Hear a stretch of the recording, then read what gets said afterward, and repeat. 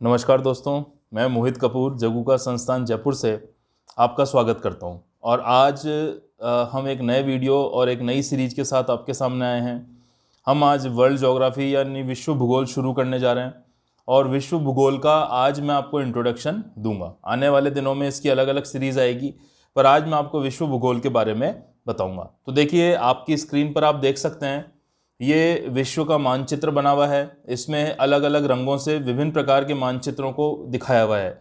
और साथ ही साथ यहाँ पर आप देख सकते हैं कि जो पूरा ये ब्लू कलर का दिखाई दे रहा है, पूरा ये देखिए, ये पूरा का पूरा ओशियन वाला एरिया है।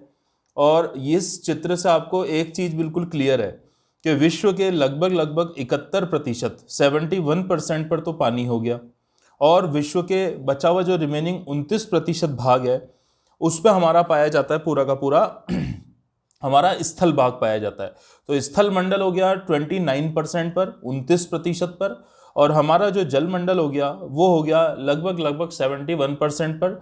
हम इसको जब भिन्न के रूप में दिखाएंगे तो हम इसे कितना बोल सकते हैं, 3/4। तो 3/4 पर हमारा क्या स्थित माना जाता है, समुद्र माना जाता है। उसके साथ हम दोस्तों देखेंगे, आपको सबसे पहले वर्ल्ड ज्योग्राफी समझने के लिए विभिन्न प्रकार के महाद्वीपों की लोकेशन पता होनी चाहिए। तो देखिए, आप लोकेशन देखेंगे तो देखिए, एक आपकी लोकेशन में कौन सा हो गया, नॉर्थ अमेरिका यानी उत्तरी अमेरिका महाद्वीप है। नॉर्थ अमेरिका महाद्वीप के जैसे ही दक्षिण में देखिए, वैसे ज्योग्राफी में आगे पीछे ऊपर नीचे वर्ड यूज नहीं करते हैं, दिशाओं का यूज करते हैं, पर मैं आपकी सहूलियत के लिए दिशाओं के साथ साथ ऊपर नीचे का भी प्रयोग करूंगा ताकि आपको समझने में आसानी रहे। देखिए दोस्तों, नॉर्थ अमेरिका के नीचे साउथ अमेरिका हो गया, दक्षिणी अमेरिका महाद्वीप। जैसे नॉर्थ और साउथ अमेरिका से पूर्व दिशा की तरफ चलोगे तो आपको कौन सा महाद्वीप दिखाई दे रहा है, अफ्रीका। नॉर्थ अमेरिका से आप आगे की तरफ चलोगे तो आपको कौन सा महाद्वीप दिखाई दे रहा है, यूरोप। यूरोप और अफ्रीका दोनों से यदि आप आगे की तरफ चलते हो तो आपको कौन सा महाद्वीप दिखाई दे रहा है, एशिया। और एशिया से जैसे ही आप दक्षिण पूर्व दिशा की तरफ चलते हो तो यहाँ आपको कौन सा महाद्वीप दिखाई दे रहा है, ऑस्ट्रेलिया दिखाई दे रहा है। ऐसे देखो, नीचे देखो, बिल्कुल व्हाइट कलर का महाद्वीप है, बिल्कुल नीचे देखो, मार्कर के साथ साथ आप देखते जाइए। ये जो पूरा महाद्वीप है ये आपका महाद्वीप हो गया अंटार्कटिका, जिसको हम श्वेत महाद्वीप कहते हैं, विज्ञान के लिए समर्पित महाद्वीप कहते हैं, या जन शून्य महाद्वीप है। मैं एक एक महाद्वीपों को डिटेल में लूंगा, तो आप केवल आज अपना पूरा ध्यान इंट्रोडक्शन पर दीजिए। ये जितनी भी पीडीएफ आपके सामने मैं शो करूंगा, इस लिंक जो डिस्क्रिप्शन में आपको टेलीग्राम चैनल का लिंक दिया हुआ है, या आपने टेलीग्राम चैनल ज्वाइन किया हुआ है, तो उस पर ये जितनी भी आपकी आज इमेजेस है ये सारी की सारी आपको उस पर प्राप्त हो जाएगी। ठीक है, तो उम्मीद है आपको दोस्तों इतना समझ में आया होगा। मैं आपको कुछ लोकेशंस भी बता देता हूं, देखिए आप ध्यान से देख सकते हैं, या फिर मैं दूसरी स्लाइड के थ्रू इसको अच्छे से आपको और ज्यादा बताता हूं। देखिए, ये इस तरह से अगर वर्ल्ड मैप को हम देखेंगे तो यहाँ आपको वही सारे महाद्वीप लगातार दिखाई दे रहे हैं। ये देखिए, यहाँ पर ये आपका जो महाद्वीप हो गया ये उत्तरी अमेरिका महाद्वीप है, ये उत्तरी अमेरिका महाद्वीप हो गया। देखिए, ये आपका पूरा का पूरा एरिया कौन सा हो गया, प्रशांत महासागर हो गया। ठीक है, अब आप देखिए, मैं 2 पॉइंट लोकेट कर रहा हूँ, एक तो मार्कर का यहाँ पे कर रहा हूँ और एक मार्कर यहाँ पर कर रहा हूँ। तो इन दोनों पॉइंट को जब गोल घुमा के बनाओगे, इस तरह से गोल घुमाओगे, तब ये हमारी पूरी पृथ्वी कंप्लीट हो जाती है। इसलिए हम कह सकते हैं कि देखो, यहां भी प्रशांत महासागर है और यहां भी प्रशांत महासागर है, और ये दोनों प्रशांत महासागर एक दूसरे से जुड़े हुए हैं। पर आपकी सहूलियत के लिए विश्व मानचित्र को फ्लैट बनाया जाता है, इसलिए आपको लगता है कि 2 प्रशांत महासागर कैसे हो गए, जबकि ये 2 नहीं है, ये केवल और केवल कितना प्रशांत महासागर है, एक ही है, पर हमने इसको फ्लैट दिखाया, इसलिए हमको 2 पार्ट में डिस्ट्रीब्यूट होता हुआ दिखता है। ठीक है, अच्छा, फिर हम आएंगे तो देखिए, यहाँ पे आप ये एक आपको द्वीप दिखाई दे रहा है जिसका नाम क्या है, ग्रीनलैंड है। ये क्षेत्रफल की दृष्टि से दुनिया का सबसे बड़ा द्वीप माना जाता है। तो आपको अगर ये पूछा जाए कि भी ग्रीनलैंड कौन से महाद्वीप का हिस्सा हो गया, तो आपको अगर निकटता के हिसाब से देखोगे तो ग्रीनलैंड कौन से महाद्वीप के पास माना जाता है, उत्तरी अमेरिका। इसलिए ग्रीनलैंड किसका हिस्सा माना जाता है, उत्तरी अमेरिका महाद्वीप का हिस्सा माना जाता है। ठीक है, ऐसे देखिए, हम आगे देखेंगे तो ये आपको एक महासागर दिखाई दे रहा है, अटलांटिक। अटलांटिक महाद्वीप, यहां आप हिंदी इंग्लिश दोनों नाम मैंने यूज करें, जिनके नहीं भी लिखे मैं आपको बताता हुआ चलूंगा। तो देखिए, प्रशांत महासागर जो है इसको हम क्या कहते हैं, पैसिफिक ओशियन। प्रशांत महासागर को क्या कहते हैं, पैसिफिक ओशियन कहते हैं। दुनिया का सबसे बड़ा महासागर कौन सा है, प्रशांत है। दुनिया का सबसे गहरा महासागर कौन सा है, प्रशांत है। दुनिया में सबसे ज्यादा ज्वालामुखी कौन से महासागर में है, प्रशांत महासागर में। दुनिया में सबसे ज्यादा भूकंप या भूकंपीय जो पेटी वाले देश हैं वो भी कहां पर हैं, ये प्रशांत महासागर में। तो यहाँ पर आप चीजों को अच्छे तरह से समझ सकते हैं। साथ ही साथ दोस्तों आप देखेंगे तो देखो ये अटलांटिक महासागर है। अटलांटिक महासागर को क्या कहते हैं? अंध महासागर के नाम से जाना जाता है। ठीक है, इसी तरह यहां देखोगे आप तो ये ऊपर कौन सा महासागर आपको दिखाई दे रहा है? आर्कटिक क्षेत्र है। ये महासागर वर्ष के अधिकांश महीने जमा रहता है। अच्छा, एक मैं आपको बात क्लियर करना चाहता हूं, आज 5 जून है और 5 जून को हम विश्व पर्यावरण दिवस के रूप में मनाते हैं। तो हम लगातार क्या कर रहे हैं कि हम कोयले को जला रहे हैं, जीवाश्म ईंधनों को जला रहे हैं, पृथ्वी का तापमान बढ़ता जा रहा है क्योंकि कार्बन डाइऑक्साइड गैस लगातार पैदा हो रही है और पेड़ों को हम काटते जा रहे हैं। और ग्लोबल वार्मिंग की वजह से विश्व की बर्फ तेजी से क्या हो रही है? पिघल रही है। तो ये देखिए, ये आर्कटिक क्षेत्र है, ये पूरा बर्फीला महासागर माना जाता है जो पूरे वर्ष भर बर्फ से जमा रहता था। पर पिछले 2 साल से यानी 2018 से 19 और 2019 से 20 ये 2 वर्ष के जो आंकड़े हैं वो बहुत ही चौंकाने वाले और बहुत ही हैरान करने वाले हैं क्योंकि तेजी से आर्कटिक महासागर की बर्फ पिघल रही है और ये हमारी दुनिया के लिए चिंता का विषय। क्योंकि देखिए, यदि ये देखिए ग्रीनलैंड क्षेत्र की बर्फ पिघलेगी, आर्कटिक की बर्फ पिघलेगी, अंटार्कटिका की, ये तक नीचे अंटार्कटिका है, अंटार्कटिका की बर्फ पिघलेगी, तो ये सारी बर्फ पिघल के हमारा जो विश्व में समुद्र है, हमारे जो महासागर हैं, उनके जल स्तर में वृद्धि होगी। और जब जल स्तर में वृद्धि होगी तो जैसे जैसे आपको पता है जल बढ़ेगा वैसे वैसे हमारे द्वीप डूब जाएंगे और जैसे जैसे द्वीप डूब जाएंगे ऐसे लोगों की आबादी को वहां से विस्थापित होना पड़ेगा, जैव विविधता भी हमारी नष्ट हो जाएगी। तो आपको थोड़ा सा ध्यान रखना है कि आर्कटिक महासागर की लोकेशन क्या है। ठीक है, अब देखिए यहां पर फिर एक महासागर आपका कौन सा हो गया? हिंद महासागर। ये ब्लॉक महासागर माना जाता है। क्यों माना जाता है? मैं आपको एकदम क्लियर इमेज बताता हूं। देखिए, सबसे पहले हम हिंद महासागर को ही ले लेते हैं। हिंद महासागर जो आपका है इसको ब्लॉक महासागर माना जाता है। ब्लॉक महासागर मानने के पीछे लॉजिक क्या है? देखिए, जो आपका हिंद महासागर है इसका सबसे बड़ा एक ये है कि देखो उत्तर दिशा से ये पूरा ब्लॉक है। ये देखो, ये पूरा उत्तर दिशा से ब्लॉक है, बाकी 3 ओर से खुला हुआ है, इसलिए इसको अर्ध महासागर का दर्जा भी प्रदान किया गया और हमारे पुराणों के हिसाब से इसको रत्नाकर के नाम से भी जानते हैं। तो हिंद महासागर दुनिया का तीसरा सबसे बड़ा महासागर है। और अगर बात करें कि दुनिया का दूसरा सबसे गहरा महासागर कौन सा है, तो वो भी आपका कौन सा महासागर हो गया? हिंद महासागर हो गया। तो दोस्तों ये हो गया। और एक और महासागर है आपका जिसको हम बोलते हैं अंटार्कटिक महासागर। कई जो ऑथर्स हैं वो महासागरों की संख्या दुनिया में केवल 4 मानते हैं। वो कहते हैं कि केवल दुनिया में कितने महासागर हैं? 4 हैं, 4 ही महासागर हैं, उसके अलावा महासागर दुनिया में नहीं है। ये थोड़ा बड़ा कर दो ताकि आपको दिख पाए। दुनिया में कितने महासागर माने जाते हैं? 4 बोलते हैं। पर जो 4 महासागर हैं उसमें सबसे बड़ी दिक्कत समस्या क्या रहती है कि अंटार्कटिक महासागर को बोला जाता है कि बहुत सारे, यानी देखिए प्रशांत महासागर हो गया, अटलांटिक महासागर हो गया और हिंद महासागर हो गया, इन्हीं का पार्ट माना जाता है। तो आप वैसे परीक्षा के हिसाब से अगर 4 पूछे जाए तो 4 है, पर वैसे ओवरऑल महासागरों की संख्या दुनिया में कितनी है? 5 है। तो 5 महासागर आपको क्या करने मानने? तो अंटार्कटिका महाद्वीप के चारों तरफ जो महासागर फैला हुआ है, इस महासागर को हम क्या बोलते हैं? अंटार्कटिक महासागर, उसी के नाम पर है। तो दुनिया में महासागरों की संख्या कितनी हो गई? 5 हो गई। ठीक है, तो आपको एक तो ये चीजें दोस्तों क्या रखनी है, याद रखनी है। उम्मीद है आपको फिलहाल समझ में आया होगा और भी इनको जब एक एक महासागर और महाद्वीपों को मैं डिटेल में बताऊंगा तो आपको चीजें और ज्यादा अच्छे से समझ में आ जाएगी। ठीक है, अच्छा अब आगे देखते हैं हम इसको, आगे वाली नेक्स्ट स्लाइड पे चलते हैं। अब देखिए, ये मैंने जो यहां पर डायग्राम बनाया है इसमें मैंने क्या करा है कि सबसे प्रमुख चोटियों को बताया है कि दुनिया में टोटल महाद्वीप कितने हो गए? 7 हो गए। और 7 महाद्वीप जो हैं उनकी सबसे ऊंची चोटियां आपको पूछी जाती है। आप देखोगे तो RPSC, RSMSSB, UPSC, other civil services और दूसरे कई पटवार, रीट, रेलवे, कई परीक्षाओं के अंदर आपके ये सेकंड ग्रेड परीक्षा में, फर्स्ट ग्रेड परीक्षा में आपसे पूछा जाता है कि दुनिया की प्रमुख पर्वत चोटियों को जमाओ। तो आपको सामने महाद्वीप लिखे रहते हैं और इधर चोटियां लिखी रहती है इस तरह से। देखो मैं आपको बता देता हूं, एक तरफ महाद्वीप होते हैं और एक तरफ क्या होती है? आपकी चोटियां होती है और दोनों को क्या करना पड़ता है? आपको सुमेलित करना पड़ता है। तो सुमेलित करने वाला चीजें पूछी जाती है तो आप उसको ध्यान रखेंगे तो आपके लिए क्या रहेगा? बेटर रहेगा और बहुत ही ईजी है। आपको ऊंचाइयां याद नहीं रखनी, ऊंचाई केवल आप माउंट एवरेस्ट की याद रख लो बहुत है, पर आपको बाकी सारे महाद्वीपों की सबसे ऊंची चोटियां पता होनी चाहिए। तो चलिए वो महाद्वीपों की जो ऊंची चोटियां हैं उनको हम क्या करते हैं, एक बार शुरू करते हैं। देखिए अब देखिए, आपको मैंने अभी बताया था उत्तरी अमेरिका महाद्वीप, ये रहा आपका उत्तरी अमेरिका महाद्वीप। उत्तरी अमेरिका महाद्वीप पर आएंगे तो उत्तरी अमेरिका महाद्वीप की सबसे ऊंची चोटी कौन सी है? Mount McKinley. कौन सी है दोस्तों? Mount McKinley. में एक चीज आपको यहां क्लियर करना चाहूंगा थोड़ा सा, एक चीज है जो मैं आपको क्लियर कर दूं कि जो माउंट मैकिनले है ये मैंने देखो कहां बनाई है, ये माउंट मैकिनले मैंने बनाई है कनाडा के यहां, मतलब कनाडा, ये देखो ये जो हिस्सा मैं गोला कर रहा हूं ये क्षेत्र कहलाता है अलास्का, और अलास्का किसका हिस्सा है? यूएसए, उत्तरी जो आपका संयुक्त राज्य अमेरिका है, यूनाइटेड स्टेट्स ऑफ अमेरिका, उसका 50 राज्यों में से एक राज्य कौन सा है? अलास्का है।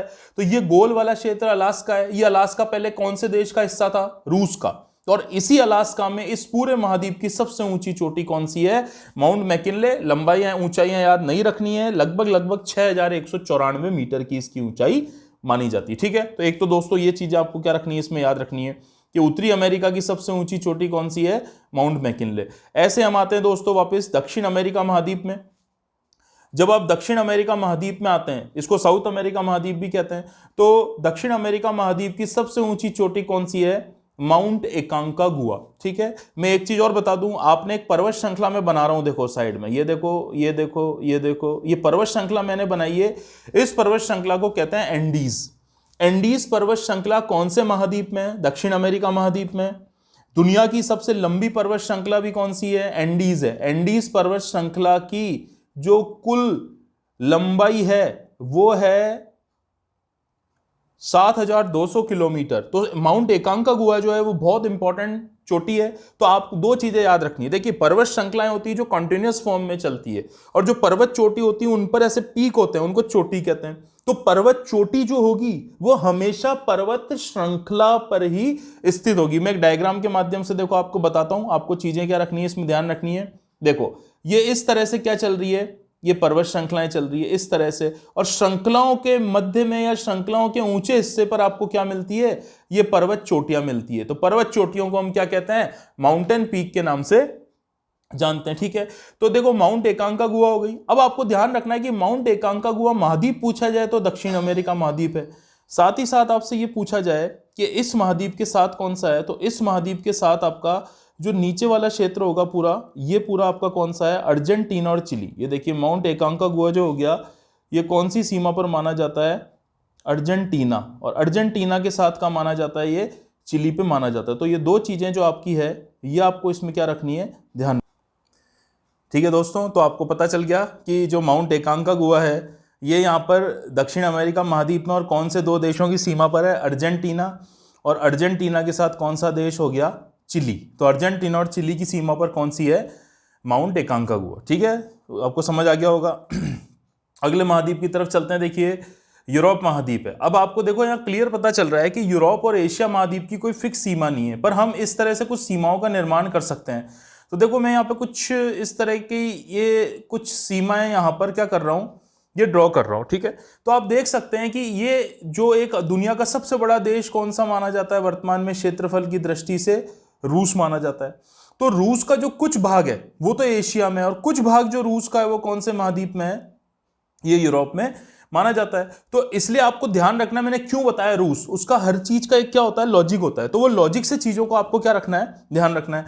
तो देखिए यहां मैंने यूरोप महाद्वीप की सबसे ऊंची चोटी लिखी हुई है। यूरोप महाद्वीप की जो सबसे ऊंची चोटी है वो कौन सी है? माउंट एल्ब्रुस है। तो माउंट एल्ब्रुस जो है वो यूरोप महाद्वीप की सबसे ऊंची चोटी है, पर मॉस्को के पास है।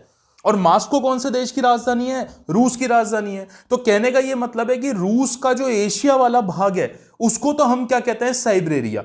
मैं फिर रिपीट कर रहा हूं कि रूस का जो एशिया वाला भाग है उस एशिया वाले भाग को हम क्या कहते हैं? साइबेरिया कहते हैं। और साथ में हम दूसरे बात देखेंगे कि रूस की राजधानी जो मॉस्को है, तो जो मॉस्को कहां पर है? जो मॉस्को है वो कहां पर है? यूरोप में है। और यूरोप में मॉस्को के पास ही कौन सी पर्वत चोटी है? Mount Elbrus. तो माउंट एल्ब्रुस यूरोप की सबसे ऊंची चोटी मानी जाती है। ठीक है, अच्छा अब आते हैं एशिया पे। तो आपको पता है कि क्षेत्रफल की दृष्टि से दुनिया का सबसे बड़ा महाद्वीप कौन सा है? एशिया है। ठीक है, और जनसंख्या की दृष्टि से भी दुनिया का सबसे बड़ा महाद्वीप कौन सा है? एशिया है। तो अगर आप दोनों के हिसाब से देखोगे तो दोनों के हिसाब से सबसे बड़ा महाद्वीप कौन सा माना जाता है? एशिया माना जाता है। तो आपको ध्यान रखना है कि एशिया और पूरे विश्व की, चाहो तो आप ये बोल दो कि एशिया महाद्वीप की सबसे बड़ी चोटी कौन सी है, और आप चाहो तो ये बोल दो कि हमारे पूरे विश्व की सबसे ऊंची चोटी कौन सी है। तो दोनों की जो सबसे ऊंची चोटी मानी जाती है वो कौन सी मानी जाती है? माउंट एवरेस्ट मानी जाती है। कौन सी मानी जाती है? माउंट एवरेस्ट मानी जाती है। तो माउंट एवरेस्ट की ऊंचाई आपको याद रखनी है, पहले थी 8,848, अभी भी काम जारी है ऊंचाई नापने का। अब वर्तमान में 8,850, तो 8,850 इसकी क्या मानी जाती है, ऊंचाई मानी जाती है। और माउंट एवरेस्ट कौन से देश में स्थित है, नेपाल। तो नेपाल की राजधानी काठमांडू के पास ही स्थित है, कौन सी हो गई, माउंट एवरेस्ट हो गई। और कौन सी पर्वत श्रृंखला पर स्थित है, उसी पर्वत श्रृंखला पर जो दुनिया की सबसे ऊंची और सबसे बड़ी पर्वत श्रृंखला है, कौन सी है, हिमालयाज। ओके, क्लियर है यहां तक, आगे देखते हैं। इसके बाद हम आते हैं ऑस्ट्रेलिया महाद्वीप पर। ठीक है, ऑस्ट्रेलिया महाद्वीप की सबसे ऊंची चोटी कौन सी मानी जाती है, माउंट कौशी उसको मानी जाती है। अच्छा, एक चीज मैं और बताऊं, मैंने ऑस्ट्रेलिया लिखा है, ऑस्ट्रेलिया और आसपास कई देश स्थित हैं छोटे छोटे। देखो यहां आपको ये देश दिख रहा है, कौन सा, न्यूजीलैंड। ये जो देश है ये कौन सा देश माना जाता है, ये न्यूजीलैंड माना जाता है। कौन सा देश माना जाता है, न्यूजीलैंड माना जाता है, ये वाला देश। ठीक है, तो अब ऑस्ट्रेलिया है, न्यूजीलैंड है, फिजी है, समोआ है, छोटे छोटे छोटे छोटे द्वीप है, तस्मानिया है। तो उन सारे देशों को मिला लें तो हम ओशनोशिया कहते हैं, यानी मेलानेशिया, पोलिनेशिया, माइक्रोनेशिया, उन सभी समूह को मिला लें तो ओशोनेशिया या ओशनेशिया बनता है।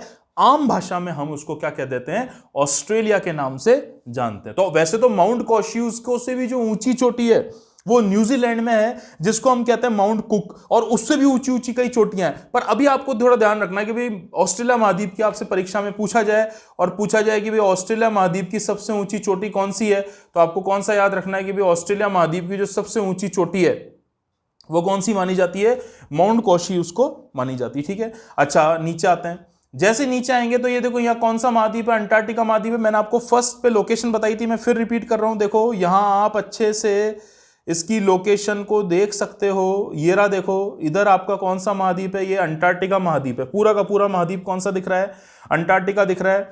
और इसी तरह मैंने आपको नीचे बताया कि भाई अंटार्कटिका महाद्वीप की सबसे ऊंची चोटी की बात करेंगे तो अंटार्कटिका महाद्वीप की जो सबसे ऊंची चोटी है वो कौन सी है, माउंट विंसन मैसिफ के नाम से जानी जाती है। ऐसे आते हैं हम अफ्रीका महाद्वीप पर। अफ्रीका महाद्वीप की सबसे ऊंची चोटी जो मानी जाती है वो मानी जाती है माउंट किलिमिंजारो। अफ्रीका महाद्वीप की सबसे ऊंची चोटी कौन सी मानी जाती है, माउंट किलिमिंजारो। और देश पूछा जाए तो देश का नाम कई बार एसएससी, रेलवे और आरपीएससी की परीक्षाओं में पूछा गया है। कौन सा देश है, तंजानिया। कौन सा देश माना जाता है, तंजानिया माना जाता है। तो इस तरह आपको ये मैंने बताया कि सातों महाद्वीप कहां पर हैं, उनकी महासागर कौन कौन से हैं, सातों महाद्वीप की सबसे ऊंची पर्वत चोटियां कौन सी है। और एक और टॉपिक आपको इसमें मैं बताने जा रहा हूं कि जितने भी हमारे सातों महाद्वीप हैं उनकी सबसे बड़ी और सबसे प्रमुख नदियां कौन कौन सी मानी जाती है। तो देखो आप जैसा कि इस मैप में देख सकते हैं, सबसे पहले मैं बता रहा हूं आपको, उत्तरी अमेरिका महाद्वीप से हमने शुरू करा था, तो हम वहीं उत्तरी अमेरिका महाद्वीप से इसको क्या करेंगे, शुरू करेंगे। भाई हमने उत्तरी अमेरिका महाद्वीप से शुरू करा था तो वहीं हम इसको उससे शुरू करेंगे, और शुरू करते हुए फिर हम कहां बढ़ेंगे, आगे की तरफ इसको लेके जाएंगे। तो आप देखो चीजों को थोड़ा ध्यान रख सकते हो। यहां देखो मैं यहीं से चालू करा था, नीचे आ रहा हूं इनकी नदियों की तरफ। देखिए यहां देखेंगे तो सबसे पहले देखो उत्तरी अमेरिका महाद्वीप की सबसे बड़ी और सबसे प्रमुख नदियां कौन सी है, मिसिसिपी और मिसौरी है। अब आपको कंफ्यूज नहीं होना है कि मिसिसिपी और मिसौरी क्या क्या है। तो मिसिसिपी मिसौरी पे आपको दो चीजें याद रखनी कि इसमें भी जो सबसे बड़ी नदी मानी जाती है वो कौन सी मानी जाती है, मिसिसिपी मानी जाती है। और मिसिसिपी की सबसे बड़ी सहायक नदी कौन सी मानी जाती है, मिसौरी मानी जाती है। तो आपको वैसे तो दोनों नाम ही याद रखने, पर कभी कभी परीक्षा में क्वेश्चन आ जाए और दोनों मिसिसिपी मिसौरी दोनों अलग अलग ऑप्शन में लिख रखे हो, तब आप उत्तरी अमेरिका महाद्वीप की सबसे बड़ी नदी किसे बताओगे, मिसिसिपी। इसी तरह दोस्तों आप देख सकते हो दक्षिण अमेरिका महाद्वीप की जो सबसे बड़ी नदी है वो कौन सी मानी जाती है, अमेजन मानी जाती है। दक्षिण अमेरिका महाद्वीप की सबसे बड़ी नदी कौन सी है, अमेजन है। और मैं आपको बता दूं अपवाह क्षेत्र की दृष्टि से या एरिया की दृष्टि से दुनिया की सबसे बड़ी और सबसे चौड़ी नदी भी कौन सी मानी जाती है, अमेजन। तो इस महाद्वीप की भी सबसे बड़ी चौड़ी है और दुनिया की भी सबसे चौड़ी और बड़ी नदी मानी जाती है अमेजन नदी। अमेजन नदी के क्षेत्र में बचा हुआ देश आपका कौन सा है, ब्राजील। जैव विविधता भी यानी बायोडायवर्सिटी भी कहां पाई जाती है, ब्राजील में पाई जाती है। और आपने देखा होगा ब्राजील के जंगलों में आग लगी थी तब ये नदी काफी ज्यादा चर्चा में रही थी। मैं एक चीज और बता दूं, दुनिया का जो सबसे लंबा सांप माना जाता है एनाकोंडा, तो एनाकोंडा इन वर्षा वनों में अमेजन नदी के पाया जाता है। ठीक है, आगे चलते हैं दोस्तों। देखो आपको अफ्रीका महाद्वीप दिख रहा है, अफ्रीका महाद्वीप की सबसे लंबी नदी कौन सी है, नील नदी है।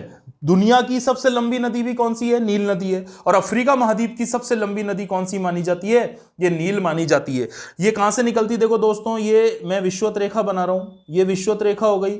यहां एक झील है, इस झील को कहते हैं विक्टोरिया, और उस विक्टोरिया झील में से इस नदी का उद्गम स्थल माना जाता है। मुख्य रूप से कौन से देश में से बहती है? अफ्रीका के मिस्र, और इसलिए मिस्र की जो सभ्यता थी उसे नील नदी के वरदान के नाम से जाना जाता है। ठीक है, आगे चलते हैं। देखिए, जब ऊपर की तरफ चलेंगे तो ऊपर की तरफ आपको पता है यूरोप महाद्वीप की सबसे लंबी नदी कौन सी हो गई? वोल्गा हो गई। और एशिया महाद्वीप की सबसे लंबी नदी कौन सी हो गई? यांग टीसी क्यांग, ये चीन में बहती है। वोल्गा नदी तो मैंने आपको बताया था, ये वोल्गा नदी बहते हुए आती है यूरोप में से और बाद में जाके ये कैस्पियन सागर में गिर जाती है। कैस्पियन सागर से कुछ ध्यान आया? दुनिया की सबसे बड़ी खारे पानी की झील कौन सी है? कैस्पियन सागर है। वैसे मेनली रूस में है, पर टोटल 5 देशों की सीमाएं उससे स्पर्श करती है। इसी तरह यांग टीसी क्यांग चीन में से बहती है और एशिया महाद्वीप की सबसे लंबी नदी मानी जाती है। ऑस्ट्रेलिया और अंटार्कटिका की तरफ चलते हैं तो देखिए, ऑस्ट्रेलिया महाद्वीप की सबसे लंबी नदी कौन सी है? मरे व डार्लिंग। अब यहां भी सेम चीज है, जो मुख्य नदी है वो मर्रे है और उसकी सहायक नदी कौन सी है? डार्लिंग है। पर जितनी बार भी परीक्षा में प्रश्न आया है, ये दोनों साथ साथ क्या करे गए हैं? पूछे गए हैं। ऐसे हम लास्ट देखेंगे अंटार्कटिका महाद्वीप। तो अंटार्कटिका महाद्वीप में एक चीज मैं आपको क्लियर कर दूं कि अंटार्कटिका महाद्वीप का जो 98% भाग है